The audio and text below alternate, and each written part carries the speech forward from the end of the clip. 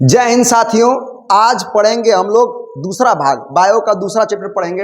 NCERT biology जीव विज्ञान में पढ़ेंगे हम लोग रक्त परिसंचरण तंत्र, जिसमें हम धमनियों के बारे में जानेंगे, शिराएं क्या होती हैं, केशिकाएं क्या होती हैं, खुला परिसंचरण तंत्र क्या होता है, बंद परिसंचरण तंत्र क्या होता है, धमनियां या शिराओं में क्या अंतर है, इन्हीं सब के बारे में आज जानेंगे।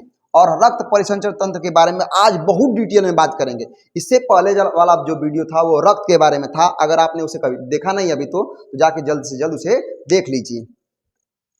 आगे चलते हैं। चलिए, रक्त परिसंचरण तंत्र क्या है। तो रक्त परिसंचरण तंत्र के बारे में जानने से पहले हम समझ लें कि परिवहन या रक्त परिवहन क्या होता है। तो जीव में के शरीर में सभी जीव जितने हैं, सभी जीवों के शरीर में विभिन्न पोषक पदार्थों को, गैसों को, हार्मोन्स को एवं उत्सर्जी पदार्थों के परिवहन के लिए एक विशेष अंगों का समूह होता है, और इस अंगों के समूह को हम परिसंचरण तंत्र कहते हैं। अब देखिए, परिसंचरण तंत्र का अर्थ होता है कि एक तत्व को या एक पदार्थ को या एक किसी वस्तु को एक स्थान से दूसरे स्थान तक पहुंचाना। अब देखिए, परिसंचरण का अर्थ होता है, अब हम पढ़ रहे हैं परिसंचरण तंत्र। तो शरीर के में रक्त का एक स्थान से दूसरे स्थान तक पहुंचना रक्त परिसंचरण कहलाता है। और इसकी खोज सबसे पहले सर्वप्रथम 1628 ईस्वी में विलियम हार्वे, किसने किया था? विलियम हार्वे ने किया था। और हम आगे जानते हैं, चलिए आगे देखते हैं।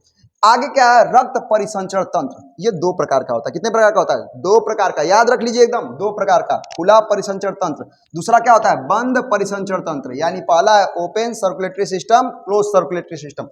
खुला परिसंचरण तंत्र क्या होता है कि ऐसी परिसंचरण तंत्र जहां बिना रक्त वाहिनियां, यानी कोई नसें नहीं होती है, कोई वेसल्स नहीं होता है, कुछ नहीं होता है, बिना रक्त वाहिनियों के रक्त का परिवहन होता है, कुछ नहीं होता है, बिना रक्त वाहिनियों का रक्त का परिवहन होता है, उसे खुला परिसंचरण तंत्र कहते हैं। ये नलिका विहीन होती हैं और इस तंत्र में रक्त सीधे ऊतक या कोशिकाओं के संपर्क में आता है। आगे देखेंगे इसके एग्जाम्पल। चलिए एग्जाम्पल, पहला जो एग्जाम्पल देखिए, रक्त परिसंचरण तंत्र में खुला है, इसके कुछ प्राणी है, जैसे काकरोच है, टिड्डा है, झींगा है, केकड़ा है, मकड़ी है, बिच्छू है, और मोलस्का समूह में आता है घेंगा। ये सब क्या है? खुला परिसंचरण तंत्र में। अब देखेंगे बंद परिसंचरण तंत्र में। बंद परिसंचरण तंत्र क्या होता है? तो बंद परिसंचरण तंत्र ऐसा परिसंचरण तंत्र जिसमें रक्त का परिवहन रक्त वाहिनियों द्वारा होता है, यानी धमनी, शिरा, केशिकाओं द्वारा होता है। ऐसे को बंद परिसंचरण तंत्र कहते हैं या कहलाता है। उदाहरण में मनुष्य, जीव जंतु और पक्षियां जितने सब बंद परिसंचरण तंत्र में आते हैं, सब आप दिख रहे हैं। इसके बाद आगे देखते हैं हम लोग आगे। अब देखिए, रक्त परिसंचरण तंत्र के तीन भाग होते हैं। आपको रुधिर के बारे में पढ़ा दिए हैं। आप अगर देखा नहीं है इस वीडियो को तो आप जल्द से जल्द जाके देख लीजिए। दूसरा है रक्त वाहिनियां, ब्लड वेसल्स। रक्त वाहिनियों में धमनियां पढ़ेंगे, शिराएं पढ़ेंगे और केशिका के बारे में पढ़ेंगे। तो चलिए हम पहले इनके बारे में अध्ययन कर लेंगे, फिर अगला जो आएगा हमारा वीडियो वो हृदय के बारे में आएगा, बहुत डिटेल में। चलिए आगे देखते हैं हम लोग इसके बारे में। क्या है रक्त वाहिनियां? शरीर में उपस्थित वे नलिकाएं जिसमें रक्त का बहाव होता है या रक्त एक स्थान से दूसरे स्थान तक पहुंचता है, इन नलिकाओं या इन नसों को हम रक्त वाहिनियां कहते हैं या रक्त वेसल्स कहते हैं, ब्लड वेसल्स कहते हैं। रक्त वाहिनियों के द्वारा रक्त एक स्थान से दूसरे स्थान तक पहुंचता है, कोशिकाओं तक पहुंचता है। इनके अध्ययन को कह रहा है कि रक्त वाहिनियों के अध्ययन को एंजियोलॉजी कहते हैं। क्या कहते हैं? एंजियोलॉजी कहते हैं। अब ये अभी तीन प्रकार की होती हैं, धमनी, शिराएं और केशिकाएं। आगे देखिए, हम लोग आगे देखते हैं। देखिए अब चित्र के माध्यम देख लीजिए, धमनियां क्या होती हैं। देखिए हमारे पास दिख रहा है ना, कान के पास ये वाला पूरा हिस्सा, तो ये देखिए मोटी मोटी आकार की दिख रही है, धमनियां है। और ये हाथ में दिख रहा है ना, तो ये शिराएं, ये नीले रंग के होते हैं, ये बहुत डार्क लाल होता है। और केशिकाएं बहुत महीन होती हैं, बहुत बारीक होती हैं। केशिकाएं जो आपको दिखाई दे रहा है ना, ये अभी रक्त वाहिनियां ही होती हैं, ब्लड वेसल्स होती हैं, लेकिन बहुत बारीक होती हैं। अब हम धमनियों के बारे में जानेंगे एक एक करके। चलिए धमनियों के बारे में जानते हैं हम लोग। धमनियां क्या होती हैं?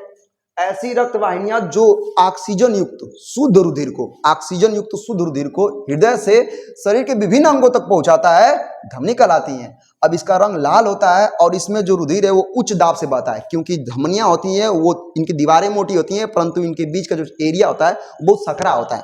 अब सकरे होने के कारण ये तेजी से ब्लड को ले जाती हैं। इसके अलावा पूरे शरीर का लगभग 15% ब्लड हमेशा इसमें भरा रहता है। अब चलिए इसके आंतरिक संरचना को जान लेते हैं। देखिए ये महाधमनी है। महाधमनियां छोटी छोटी धमनियों में बटी हैं, वो और छोटी धमनियों में बटी हैं, और वो छोटी धमनियां केशिकाओं में बटी हैं। तो हम धमनियों के बारे में जानेंगे। चलिए धमनियों में और भी जानकारी लेते हैं। चलिए धमनियों के बारे में देखते हैं। देखिए फुफ्फुस धमनी, सभी धमनियां शुद्ध रुधिर का प्रवाह करती हैं, लेकिन जो फुफ्फुस धमनी होती है, फुफ्फुसीय धमनी होती है, ये पल्मोनरी धमनी होती है, ये अशुद्ध रुधिर का यानी CO2 युक्त रुधिर का प्रवाह करती है। अब देखिए अशुद्ध रुधिर का प्रवाह करती है हृदय से अशुद्ध रुधिर को फेफड़े तक ले जाती है। और हम महाधमनी के बारे में जानेंगे तो महाधमनी शरीर की सबसे बड़ी धमनी होती है। ये छोटे छोटे धमनियों से जुड़ी होती है जिसके द्वारा रुधिर हृदय से शरीर के विभिन्न अंगों तक पहुंचता है। अब अगला है शिराओं के बारे में। शिराओं के बारे में जानते हैं। शिराएं क्या होती हैं? तो शिराएं धमनियों का जस्ट उल्टा होता है। जैसे धमनियों में शुद्ध रुधिर पहुंचता है ना, तो शिराओं से क्या होता है? अशुद्ध यानी कार्बन डाइऑक्साइड युक्त। देखिए अगर O2 मिला है, रुधिर में क्या मिला है? O2 है, तो ये शुद्ध रुधिर है, शुद्ध रुधिर O2 युक्त रुधिर। और CO2 युक्त रहेगा तो ये रहेगा आपका अशुद्ध रुधिर, अशुद्ध रुधिर। अब होता क्या है, हमारे पास जो शिराएं हैं हमारे शरीर में, ये क्या करती हैं? तो शरीर के विभिन्न अंगों से कार्बन डाइऑक्साइड युक्त रुधिर को क्या करते हैं? हृदय तक ले जाती हैं।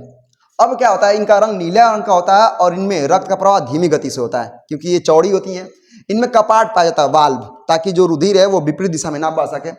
अपवाद में देखिए सभी शिराओं में जो रुधिर होता है वो कार्बन डाइऑक्साइड युक्त यानी अशुद्ध रुधिर बहता है, लेकिन जो पल्मोनरी रुधिर होता है उसमें ऑक्सीजन युक्त रुधिर, शुद्ध रुधिर का प्रवाह होता है और यह फेफड़े से हृदय में जाता है। चलिए आगे देखते हैं, आगे कपड़ा कहाँ गया, आगे देखते हैं। चलिए केशिकाओं के बारे में जान लेते हैं। तो केशिकाएं क्या होती है? ये बहुत महीन या बहुत बारीक रुधिर वाहिकाएं होती हैं, वाहिनियां होती हैं और जो धमनी और शिरा से जुड़ी होती हैं। देखिए आप बहुत पतली पतली देख रहे हैं ना, ये पतली पतली बहुत बारीक बारीक यही है केशिकाएं। ये बहुत बारीक जो आपके चेहरे पर दिखाई दे रहा था ना, तो वही सब होती हैं। ये रक्त एवं ऊतकों में विभिन्न पदार्थों जैसे भोजन, O2, CO2 विभिन्न पदार्थों का मिश्रण करती हैं, आदान प्रदान करती हैं, इन्हीं के माध्यम से होता है। आगे मतलब ये बहुत ज्यादा नहीं है, हर जगह पाई जाती हैं। चलिए अब देखते हैं शिराओं एवं धमनियों में अंतर। शिराएं क्या होती हैं? तो ये शरीर के विभिन्न भागों से अशुद्ध रुधिर यानी कार्बन डाइऑक्साइड युक्त रुधिर, युक्त रुधिर, कार्बन डाइऑक्साइड रुधिर को हृदय की ओर लेके आती हैं, हृदय में ले आती हैं। और धमनियां क्या करती हैं? तो ऑक्सीजन युक्त शुद्ध रुधिर, शुद्ध रुधिर, रुधिर को हृदय से शरीर के सभी अंगों तक भेजती हैं, हृदय को शरीर के।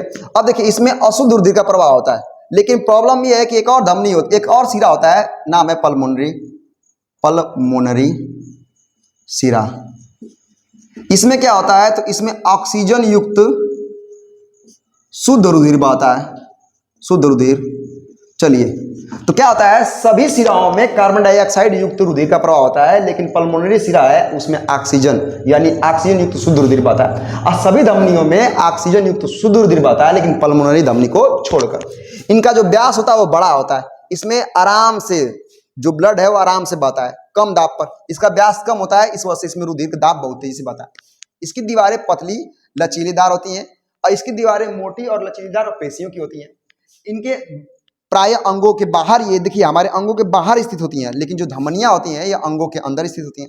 जो शिराएं होती हैं वो हल्के नीले बैगनी रंग की होती हैं और जो धमनियां होती हैं वो लाल रंग की होती हैं। शिराओं में कपाट पाया जाता है, लेकिन धमनियों में कपाट नहीं पाया जाता। और अगला क्या है, इसमें रक्त बहने की गति धीमी होती है, इसमें रक्त बहने की गति तीव्र होती है। इस प्रकार हम आज सीखे हैं रक्त परिवहन के बारे में, रक्त परिसंचरण तंत्र के बारे में।